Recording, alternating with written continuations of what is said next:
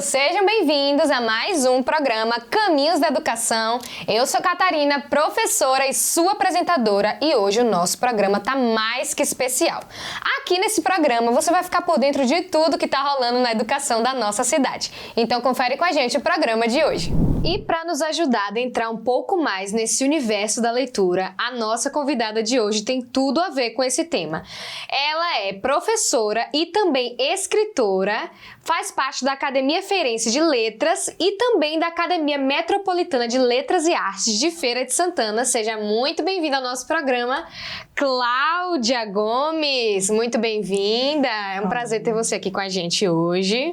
Eu que agradeço ao convite, é uma alegria muito grande estar aqui com você, Catarina, falando sobre aquilo que eu mais amo, educação e leitura. E a gente fez o nosso dever de casa, então já sei que você é do Rio Grande do Norte, depois foi para Salvador e depois foi parar em Feira de Santana. Conta pra gente um pouquinho como é essa história, o que foi que aconteceu. Nossa, aconteceram muitas coisas. Minha família é da Bahia, né? Meus pais são da Bahia. E quando eles casaram, eles foram morar no Rio Grande do Norte, em Natal. E já tinha um filho, que é meu irmão, pequeno, na época. E lá ela engravidou de mim, ainda com meu irmão bebê. E eu acabei nascendo lá na cidade de Natal.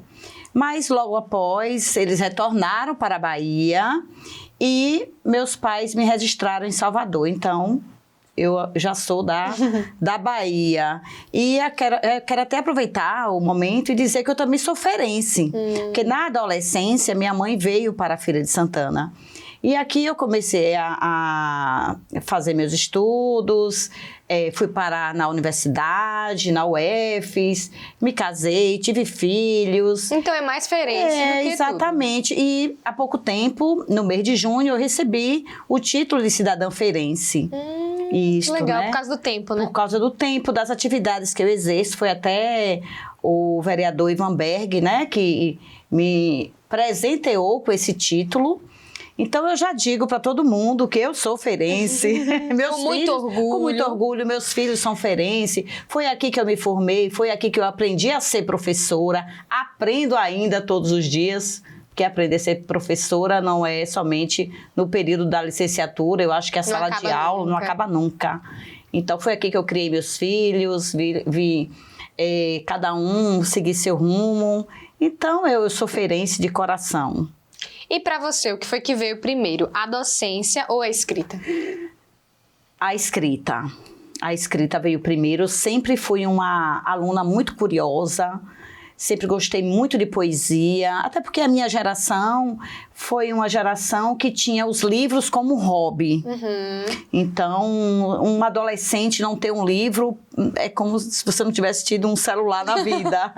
Ai, que me dera se nos tempos de hoje fosse assim também, exatamente. Né? Eu acho que esse meu embate muito com a educação hoje é porque os alunos de hoje, tudo bem que eles são nativos digitais, mas eu sou uma pessoa muito privilegiada, porque eu tive estes amigos ao longo da minha adolescência, da minha formação mesmo, quanto jovem, apaixonada pelas letras. Então, eu sempre gostei de escrever. Nos meus cadernos sempre tinham, no fundo, poemas, frases, refrões de canções. Sim. Então, eu sempre gostei de escrever. Mas quando eu entrei na universidade, no intuito de ser professora, é porque aos 10 anos, olhe, 10 anos de idade, que eu passei uma temporada em São Paulo, e quando eu cheguei lá, eu assisti ao filme Ao Mestre com Carinho. Sim.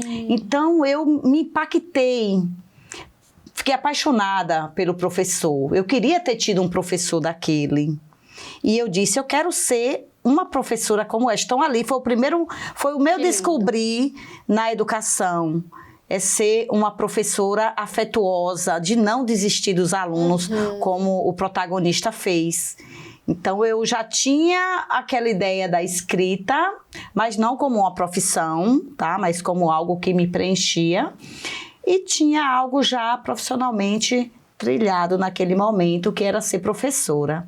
Só com 10 anos de idade. Rapaz, com 10 anos, 10 anos. essa já floresceu, né? Isso, eu me lembro que neste ano, ou no ano seguinte, eu não me recordo muito bem, não faz tanto tempo assim, tá? Mas eu não me recordo muito bem, que no Dia das Crianças, eu pedi para minha mãe uma lousa, porque lá em São Paulo chama lousa, né? Uhum. E aí eu pedi uma lousa. E eu dava aula para as minhas bonequinhas. Que lindo. Então já tinha né, esse viés mesmo da educação, do ser professora, já era algo meu. Eu acho que... Quem nasce para ser professor já nasce você tem que com ter, isso. senão a profissão se torna muito, sabe... Difícil, desgastante, porque ser professor não é nada fácil. Não adianta a gente romantizar, por mais que a gente ame. Eu sou apaixonada pela educação. Tenho alunos assim que me fazem crescer todos os dias como ser humano e como professora também, tá? Mas é muito desafiador. Nos últimos anos está cada vez mais difícil ser professora. Mas assim, a gente tem que ir porque a gente gosta também. Não só pela necessidade, porque a gente precisa engajar no mercado de trabalho. Porque se for só pela necessidade, a gente vai ser infeliz o tempo inteiro. Sim. A gente vai reclamar o tempo inteiro, verdade. tá? E não dá, porque a gente está lidando com vidas, Sim. não é? Com seres humanos ali em formação, que vão precisar de nós nesse trilhar para o seu futuro, para a sua profissão, né?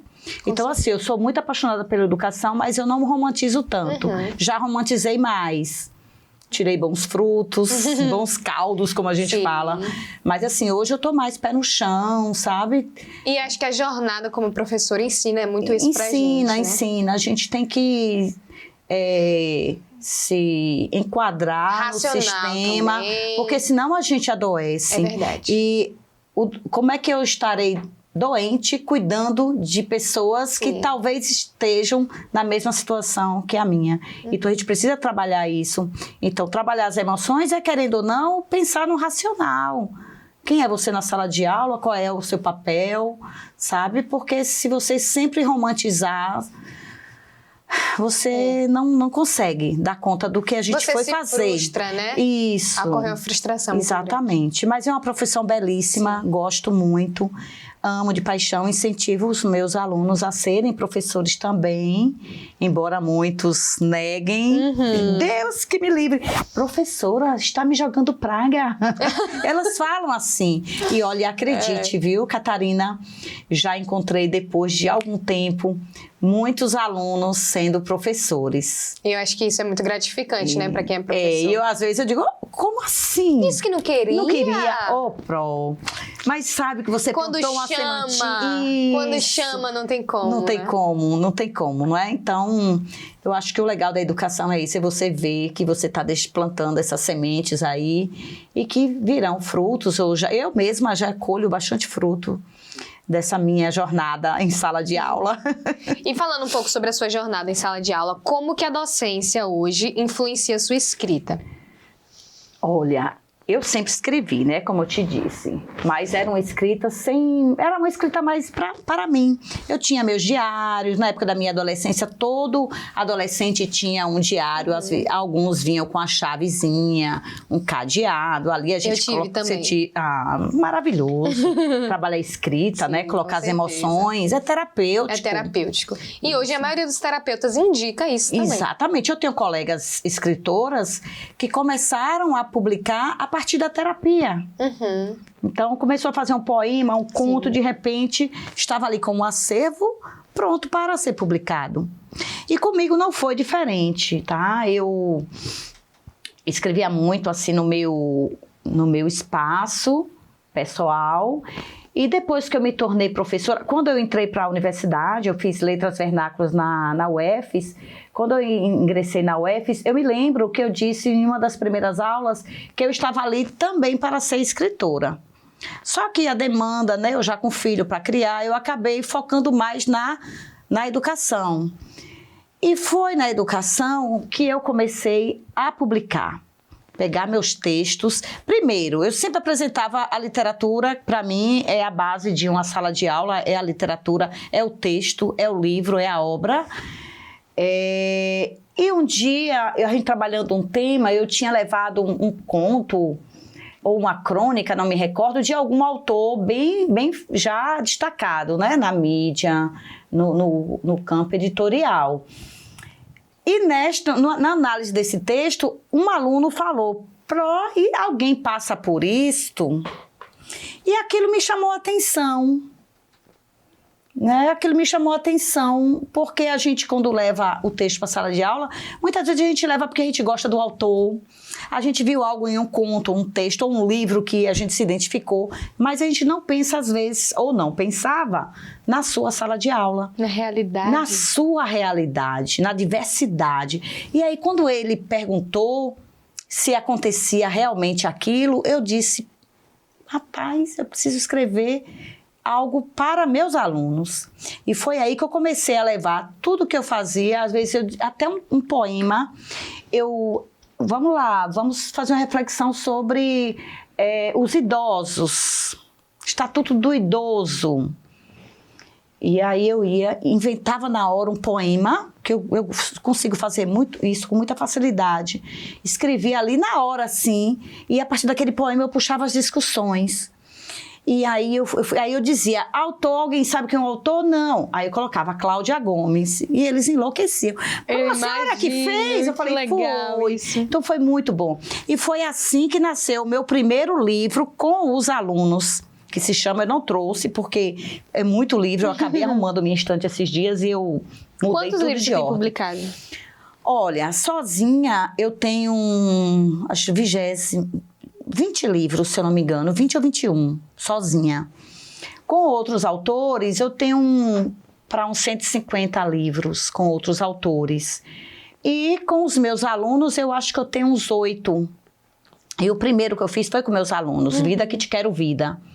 E aí eu coloquei, depois de várias discussões, eu coloquei os meninos para escrever as poesias, que não seria livro, na verdade, era uma atividade de rotina.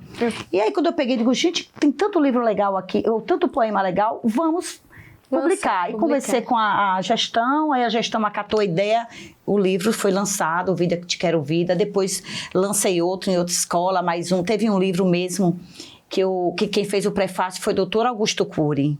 Nossa! O nome do livro é Travessias Poéticas. Que lindo! Isso, porque eu fiz um projeto na escola que trabalhava com as emoções, né? O trabalhar as emoções. Então, a escola ainda estava engajada, ou a nossa cidade, nessas questões emocionais para a sala de aula. Então, como trabalhar o emocional do aluno? Quando eu fui convidada a trabalhar essa disciplina, eu achei um desafio. Porque quem é que não é cheio de dúvidas, de incertezas, de emoções e como frágeis? Isso mexe, né? Nossa, e aí eu falei, eu preciso ter um produto final. E o produto final foi o livro, Travessias Poéticas. E aí a gente enviou o convite para o Dr. Augusto Cury, para ele ler as produções dos alunos e possivelmente fazer o prefácio. Ele fez com muito bom gosto, então foi muito legal. E durante a pandemia, eu não consegui ficar muito tempo parada, e aí eu lancei um concurso para os estudantes da Bahia, sem ônus nenhum para eles, eu fiz tudo sozinha. Imagina, né? Trabalho e financeiramente também, porque publicar livro de forma independente é caro demais. E aí eu fiz este livro, Escrevivências Poéticas Estudantis. Teve o edital, mandei para acho que todas as escolas da Bahia receberam todos os NTEs e muitos enviaram os seus poemas. Aí eu tenho poema de estudantes da rede municipal, da rede estadual e de universidade também. E voltando um pouco para a sala de aula, como, assim, muitos professores, né, da área de letras enfrentam, por conta dessa nova geração, do uso de telas, essa dificuldade de incentivar o hábito de leitura nesses alunos. Como que a gente desenvolve esse hábito nesses alunos? Meu amor, um dia que eu souber a resposta... no dia que eu souber a resposta... Se alguém souber... mas assim... É muito desafiador hoje, porque os nossos alunos literalmente substituíram mesmo essa arte maravilhosa pela tela de celular. Não que o celular também não dê, a gente tem. Eu tenho muitos livros desses que estão lá na telinha. Mas assim, Tem quem me critique, mas eu gostei muito da Lei 15.100, que proíbe o uso do celular em sala de aula sem fins pedagógicos e educacionais. Eu gostei muito, embora no município funcionou. Até porque a escola que eu trabalho, desde que eu estou lá, há 8 anos quase, é uma escola que preserva o aluno do celular em sala de aula. Então, lá era proibido mesmo. A lei só veio dizer, olha aí como eu estava certa, né? Então, assim, mas na rede estadual, eu tenho muita dificuldade. Os alunos enfrentam muito a gente, sim, enfrentam bastante. Nem todos acataram a ideia. Eu até brinco. Gente, a lei 15.100 caiu porque você olha e tá todo mundo no celular. E aí você pede para um tirar, o outro já vem, sabe, defende aquele que estava usando. E aí a gestão às vezes precisa ser chamada e causa um caos e você acaba sendo o professor chatinho da turma, tá? Mas, assim, o que fazer com estes alunos que não gostam de ler ou que ainda não foram seduzidos pela leitura? E aqui eu trago do texto literário, porque eles leem. Quando você está ali na telinha brincando com os memes, você está lendo o tempo inteiro. Mas que leitura? O que você está consumindo? Não é?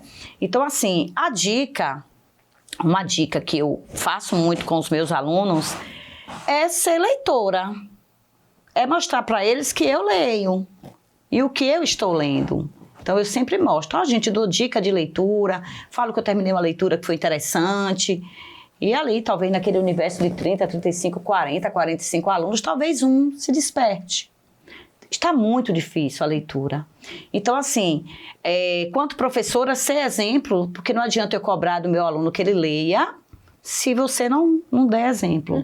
Eu acredito muito nessa questão do exemplo. Sim. Isso serve muito também para as famílias. E aproveitando que você falou um pouco sobre você como escritora, para esses alunos, eu imagino que deve ser uma representatividade enorme descobrir que a sua professora escreve tantos livros. Então, como que você incentiva essa escrita neles? Porque eu imagino que se na minha época de escola eu tivesse uma professora que tivesse tantos livros, isso iria despertar muito mais o desejo de escrever. Sim. Também. Como você acha que isso incentiva eles dessa forma? Algo que eu tive nessa cidade quando eu era estudante era de não ter nenhum professor escritor. Talvez até tivéssemos, mas eu acho que o espaço não era falado, não, mas eu não me recordo. E como escritora, eu acho que ser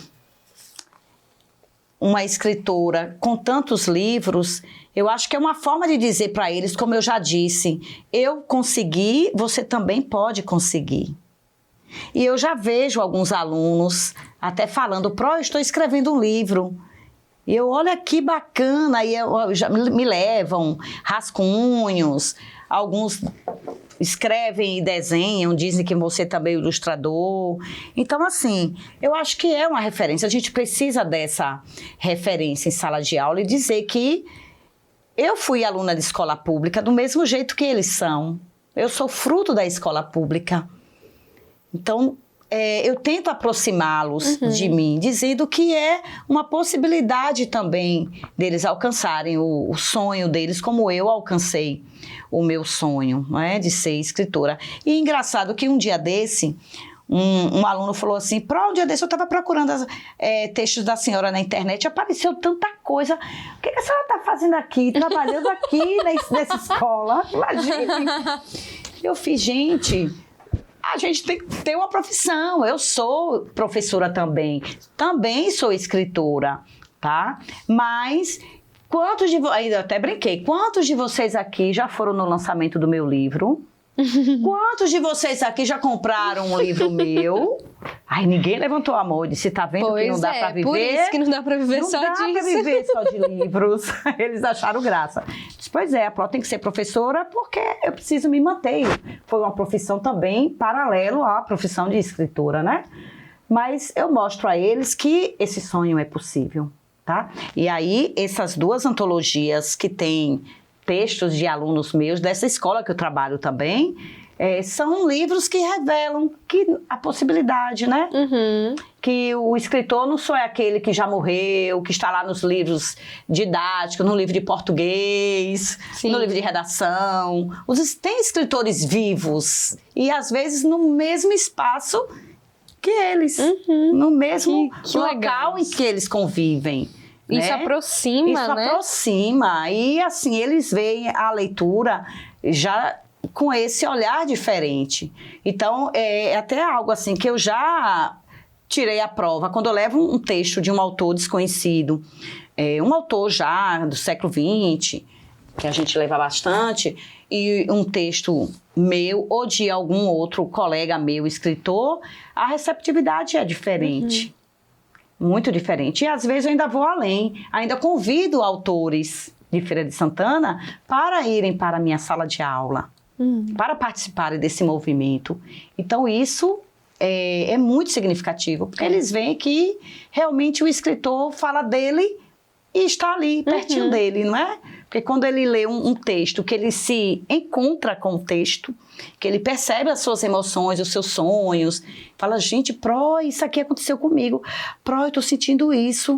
Ai, a senhora pensou em mim, foi? E eu digo, foi. Vocês são inspirações para mim, né? Então, é mais ou menos por aí. E eu amo quando o nosso programa fica assim, cheio de livros. É bom, não é? É muito bom. Essa bagunça é uma bagunça que a gente gostosa. tem que gostar. Bagunça letrada. Bagunça letrada, com certeza. O livro nos livra. Esse aqui também é legal, ó. Eu também nem te mostrei este. Baú de Versos. Baú de Versos. Esse aí está na livraria lá do shopping, tá? Está lá na livraria do shopping. Lindo. É um livro muito bonito. Tem muitos poemas bem legais para trabalhar com as crianças, os pais trabalharem com os filhos, os professores trabalharem com os seus pequenos, com os seus grandinhos também. Tá um livro bem bacana.